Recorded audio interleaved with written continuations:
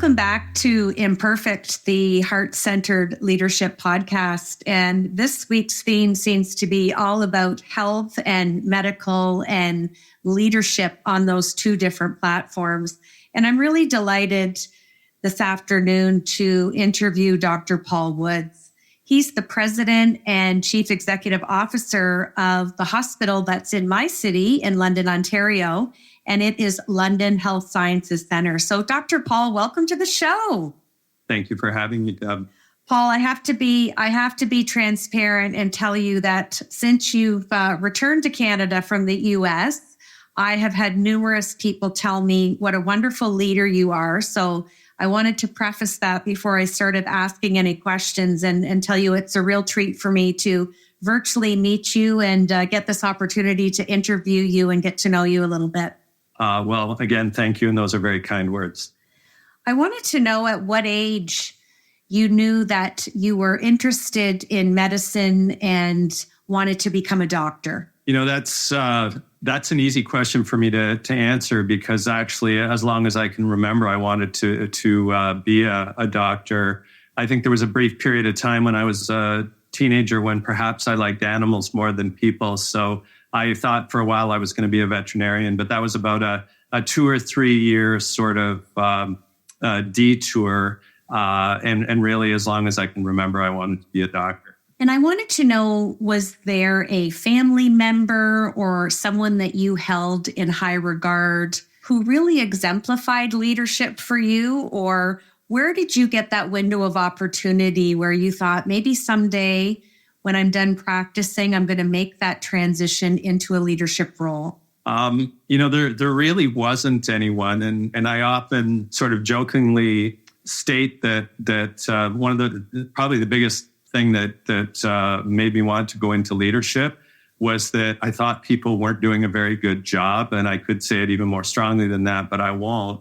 But I just saw a lot of the shortcomings of leadership and leaders in the healthcare world. And I think rather than, checking out or acting out or, just ultimately being frustrated and angry all the time, I sort of, I lived out Gandhi's world and trying to be the change I wanted to see in the world. So I literally went into leadership, not because I saw a great leader that I wanted to follow, but because I saw, especially in healthcare, which is such a complex and it's such an intimate world that maybe I could do better than some other people were doing. It's interesting, and it leads in nicely to my next question.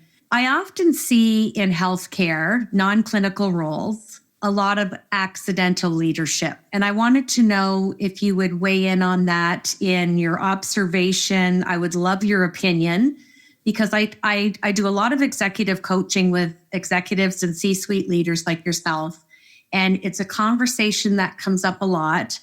And I feel there's some difficulty around discipline and structure, because it's hard if someone is your superior, but you don't have full respect for the stature that maybe they've achieved. So I just wanted to know if you'd shed a little bit of light on that, and if you see a difference between the work you did in Michigan and now being back here in Ontario, Canada. And it feels like that's a PhD dissertation to answer that, but I'll try to give you some thoughts on it. So it's interesting you talk about accidental leadership, and I've always differentiated between leadership roles and leaders.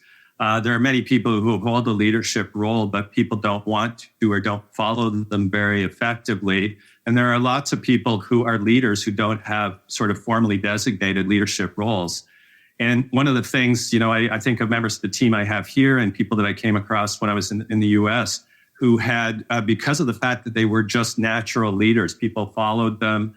They were able to influence outcomes, align people to a vision and that sort of thing. They actually went into leadership roles, eventually getting to very high levels in organizations, not intentionally because they had set out to take on a leadership role, but they ended up actually getting there. And it's interesting you mentioned executive coaching. I highly recommend it for every executive, but I've also had an executive coach my entire career, because sometimes the sort of the adaptive leadership skills, but more of the technical leadership skills just associated with, large budgets and leading large groups of people aren't something that, for instance, somebody who's a physician or my chief operations officer here is a pharmacist.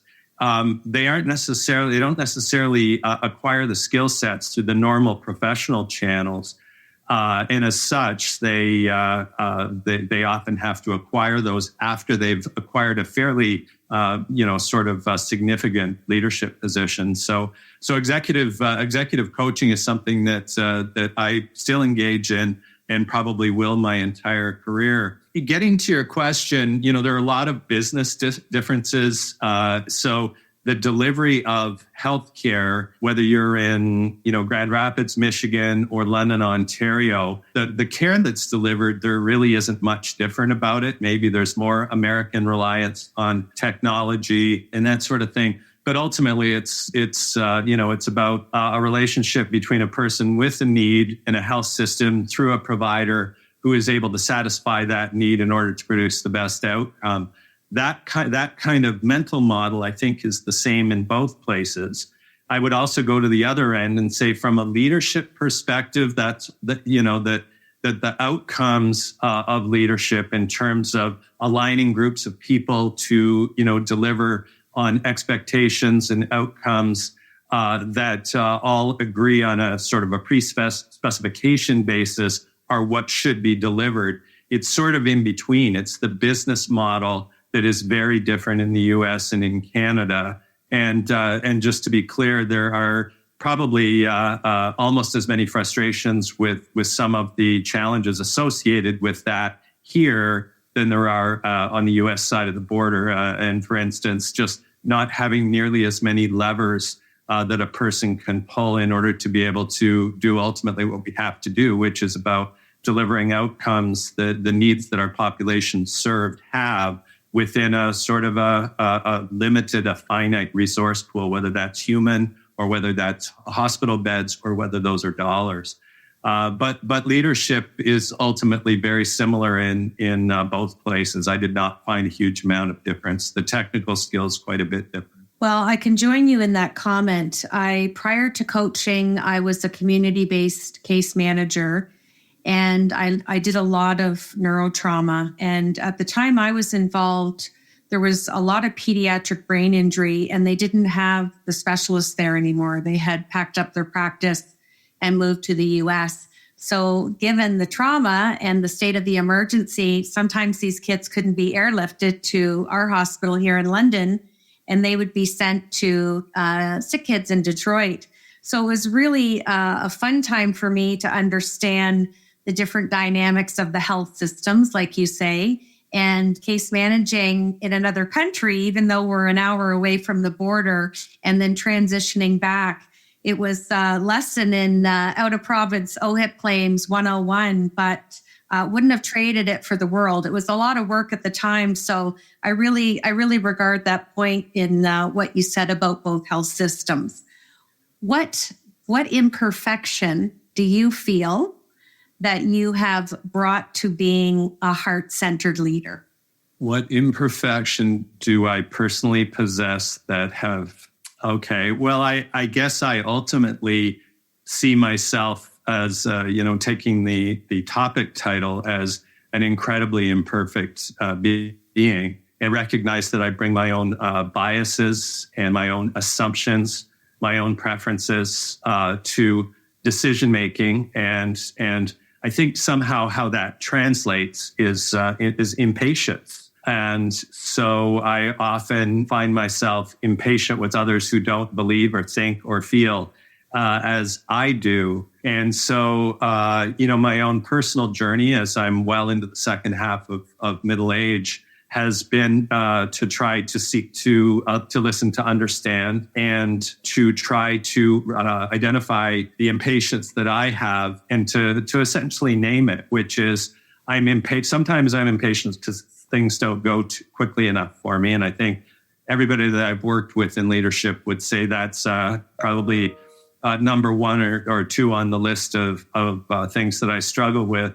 But I think also to try to empathize with whatever group of people I'm with that maybe doesn't believe or think or feel or see things the way I do, and to sit back and to disconnect the catecholamines and the limbic system and the autonomic nervous system, and instead listen and try to learn something, and then also to try to align with people, not as a compromise, but to say what's the best solution, and maybe they have the best solution. Well, I think that's a great answer. And being open and vulnerable and just all those soft skills. And you had mentioned before about personality or soft skills versus technical skills. And why do some physicians or specialists who want to no longer practice or have a clinical role and switch over to leadership, why do you think some of them have a difficult time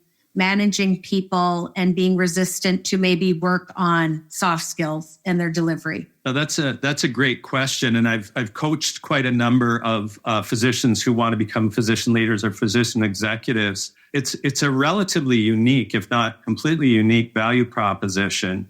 And unfortunately, what tends to happen is people come down on one side or the other. So either they become a sort of a physician, pro-physician union person, in which case, their failure to sort of understand the group of stakeholders and the group of sort of customers that have to be satisfied by the performance of a health system or a hospital or a clinic or whatever. So I don't see a whole lot of value to that first group.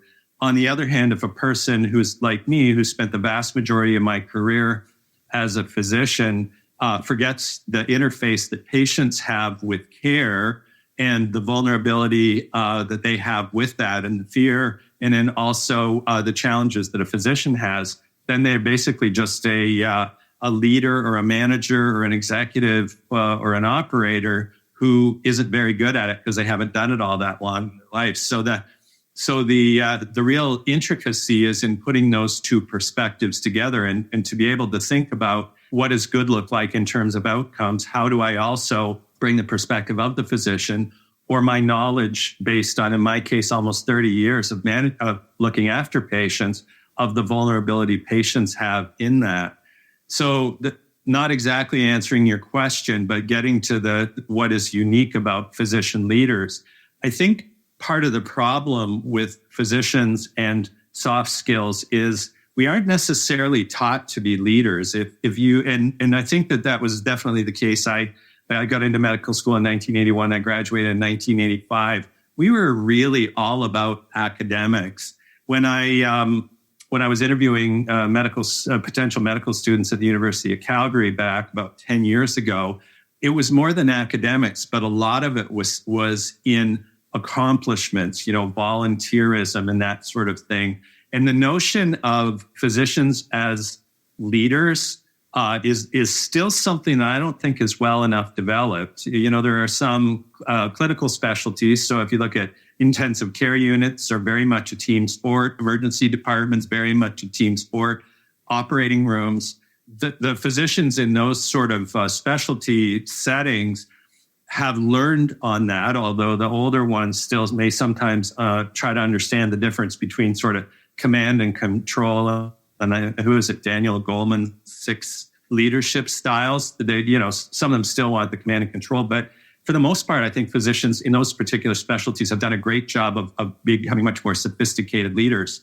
So I think there's a leadership skill gap that is just because often you get to your 40s or 50s by the time you're in leadership and you've never really had to lead. And the other thing is we were taught from a very young age that if everything goes wrong, it's all on us. And there's this tendency of sort of clamping down and taking control as opposed to delegating, develop team competencies. I would say the one thing that physician leaders have the biggest challenge with is delegating, to define the problem and to assign it based on deliverables and metrics and that sort of thing. So I think there are a lot of reasons why it's challenging for physicians. When they get it and when they come into it, we have a number of great examples in LHSC. It's just fantastic. And I worked with a whole bunch at Trinity as well. It's just fascinating and almost breathtaking watching as they start to understand what the differences are and they start to incorporate those skills. Well, and that's lovely to hear. And I can certainly tell you from the physicians and specialists that I've had the privilege to work with, there's been just the desire to just be a better person and not get wrapped up with initials after their name and stature. They just truly wanted to step up and be a really, really good leader, which is wonderful to hear and to see. So I'm happy to hear that. If we talk about the principle of authenticity, and I've heard this described in your reputation, if you will, how do you consistently show respect for others on your executive team? Yeah, so I think how I hope I show respect, and I think that it would be fair to say this has been a journey, and it continues to be a journey with me, and it will probably be a journey that's never over. It has been what I hope to do is to empower people to be their best self in their role, and I think honestly, sort of stating in negative, I think leaders who are micromanagers have got the least out of me. And I think that being a micromanager would be about the worst title that anybody would put on me. So I think respecting them, that if they understand, what is it, the job that we are trying to accomplish, what's the problem we're trying to solve, to enlist them as partners in crafting the solution set and then empowering them to deliver on that. And of course, with that comes the accountability to deliver on it. And it's something that I'm big on, is accountability. I think that is hopefully how I would best show respect for the people that I lead with, for instance, on my executive leadership team. Authenticity, is a word. It's interesting. I did a master's at Dartmouth College back in 2006, 2007. And we talked a lot about with Paul Batalman, who was the founder of the Institute for Healthcare Improvement, about authentic leadership and what that actually meant. And, it's distilled down to a relatively sort of simple operational definition is, do what you say you're going to do and be who you say you are. And to be transparent and vulnerable at that place. And I think it's hard to go wrong if you do this. I think if leaders try to please or try to overpromise or try to, in the negative to mislead or deceive, then I think that's when authenticity becomes a problem. And so, you hear, another, sort of a fat cat or overpaid bureaucrat, or just an administrator said with a sneer and a disdain in the voice. It's some of it is based on a sort of a cliche or avatars of leadership that have been there before. But I think sometimes it's been because leaders weren't who they said they were, and the proof of the evidence of that showed that they weren't who they said they were, or they said that they were going to do things that they had no intention of doing or had no way of doing. And that's something I've tried to have Danger Will Robinson moments is if somebody is asking me to do something or deliver something, and of course we want to please, and so there's been that tendency of wanting to answer them in the affirmative, but having to have the red light flash and say, I'd love to be able to promise you that, but I don't think I can deliver on that. Why don't we talk about what we can deliver on, and I'll help you to understand why we can't do that. And it is hard to do because we're all pleasers, but that's how I've tried to lead. Well, and always having that healthy balance and ensuring the right boundaries in place help with that as well. Now, you mentioned you're on part 2 of life. I like to call it phase 2. I think it's the best phase. And I like to end the podcast with kind of 4 fun questions where I just ask and you just tell me what's on the top of your mind. So my first question is, what dream do you have, Paul, that you still would love to accomplish? Well, maybe it's not specific enough, but I dream of being part of building a health system that truly delivers on what the people that we serve need, and in a way that's satisfying and that doesn't burn out our providers and caregivers, and is something that's sustainable. And I would just love to be able to see the bow put on that sometime before I die. That might be part of my answer for question 4, but I'll leave you for a minute on that one. My second question is, where is the most favorite place that you have visited on Earth, and what did you love about it? I would have to say the Canadian Rockies. I lived in Cochrane, Alberta for a few years, and going up into Lake Louise or some of the mountain passes between Lake Louise and Banff. I think the magnificence of it, the raw wildness of it. There was, when I was there, certainly a sense of being part of nature as opposed to isolated from nature or dominating, and I'm really feeling part of creation, a piece of creation there. I have to agree. Alberta's a beautiful, beautiful province. Now, my third question, I have to preface a little bit. So in my previous business model, I had mentioned to you I was a case manager, and I met a lot of executives who were off on short-term disability claims. And some of them were very, very sick. And I did lose some of them. And it really had me think about, I no longer wanted to be a generalist in this type of role, but be a preventionist, and really started educating people when I moved into coaching on self-care, and really feel like it's the foundational language of my brand.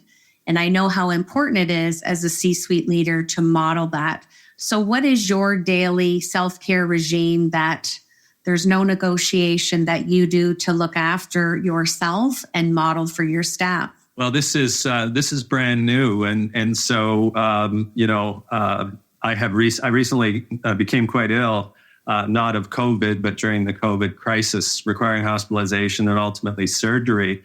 So I think that was a time of great self-reflection to say, am I modeling that? Am I taking good care of myself? And the answer when I looked in the mirror was no, I'm not, and I wasn't. And so you have a relatively in front of you here, despite my relatively mature age, really a person who's committed to self-care and to modeling it. And some of it is behaviors, I guess, that are mine, but I don't mind sharing. So in terms of regular exercise, I'm not going to compete in the Boston Marathon, but I am committed to exercise. I'm committed to a healthy diet. I'm committed to getting enough rest. And some of that's hard for people to see, but some of it also plays out in, we have a problem in leadership, logging onto the computer on Saturday morning, firing off a bunch of emails, doing a couple of PowerPoints, putting together a presentation, sending off a couple of Word documents, logging off for the afternoon, then logging back on Sunday afternoon. And that is something that's very visible. When I was in my previous role, I was aware that people, so I could tell people that, oh, you guys shouldn't work on the weekend. Well, when the boss starts sending off emails from 8 a.m. through noon on Saturday morning, then from 2 p.m. through 7 o'clock on Sunday evening, it's easy for me as their leader to say, oh, you don't have to answer now, but what are the sort of the hidden messages or the implicit messages?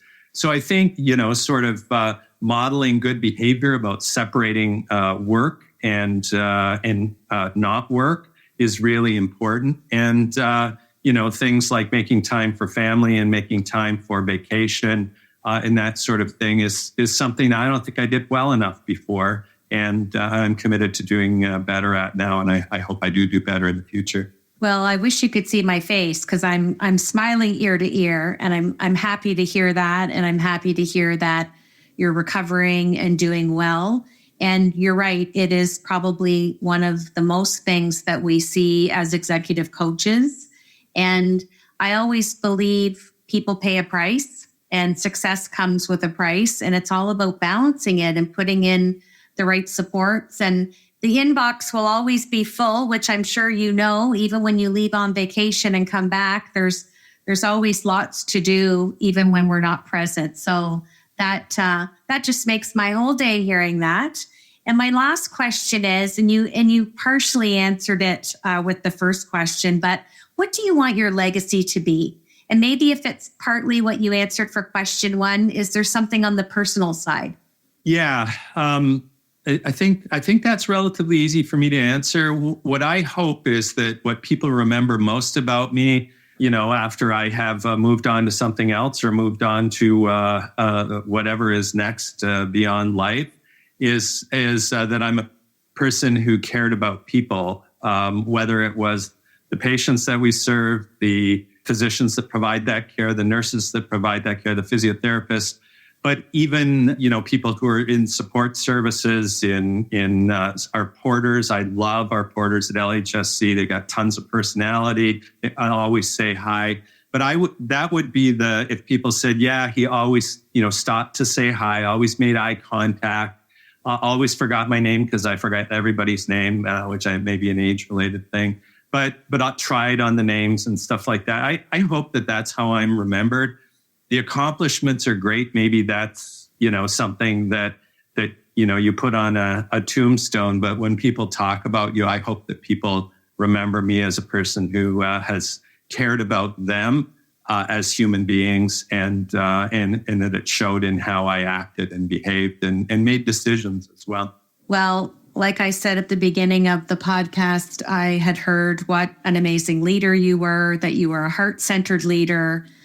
Several people said, Deb, you need to get Paul on the podcast. So I want to thank you for leading our hospital and doing so well during these times that we've had with COVID-19, and happy to hear you're doing well and recovering and back to work.